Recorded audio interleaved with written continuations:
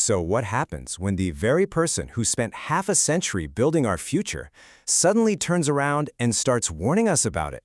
That's exactly the story we're digging into today, the incredibly urgent message from the pioneer of modern AI. Yeah, and look, this isn't a warning coming from some critic on the sidelines. This is coming from Geoffrey Hinton, the guy who literally won the equivalent of a Nobel Prize for his work in this exact field. I mean, for 50 years, Hinton was the champion for the ideas that now power all the AI you see today. He was at Google for a decade, pushing this tech forward. But then he walked away from it all. Why? So he could finally speak freely about the dangers he now sees coming. Okay, so what is he actually so worried about? Well, Hinton breaks the threat down into two very different categories, and you really got to understand this distinction to get the full picture. Hinton makes this really clear split.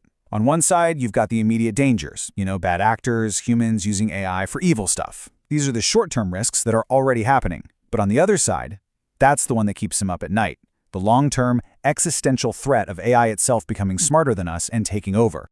All right, let's start with that first category, the dangers that are either happening right now or are literally just around the corner. And the list he lays out is, well, it's pretty terrifying. We're talking about AI-powered cyberattacks that are way smarter than any human hacker. The very real potential for someone to design new bioweapons from their laptop. The power to create fake news and disrupt elections on a scale we've never seen. And yep, battle robots. Weapons that decide on their own who lives and who dies. And if you think this is all just science fiction, get this. Between 2023 and 2024, the number of cyberattacks shot up by over 12,000%. A huge reason for that, according to Hinton, is that large language models have made it ridiculously easy for anyone to create phishing scams that are almost impossible to spot. And this points to one of the biggest problems. Even when governments try to make rules for AI, they often write in these huge loopholes for themselves, especially for the military. So that means the development of those battle robots, it can just keep going, completely unregulated. So the human misuse part is scary enough, right? But Hinton's deepest fear, the one he left Google to talk about, goes way deeper. It's about the technology itself. What happens when we are no longer the smartest things on this planet? He puts it in a way that, well, it's pretty brutal, but it gets the point across instantly. Hinton is asking us to seriously think about a future where humanity is to a superintelligence what a chicken is to us. Completely and totally at its mercy. He uses another great metaphor here, the tiger cub. He says it's like we're raising this cute, fascinating little tiger in our house, but it's getting bigger and stronger every single day.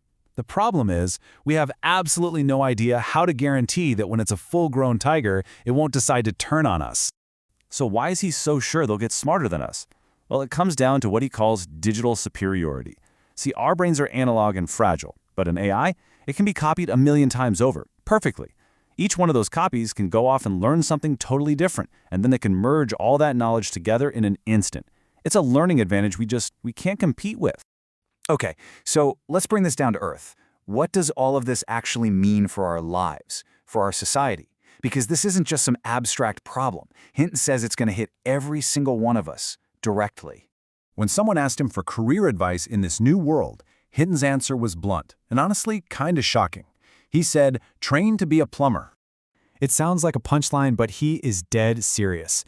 So why on earth would the man who dedicated his entire life to creating artificial minds tell people to focus on manual labor? It's because this time it's different. Think about it. The Industrial Revolution, that was all about replacing human muscle. This AI revolution, it's coming for the brain.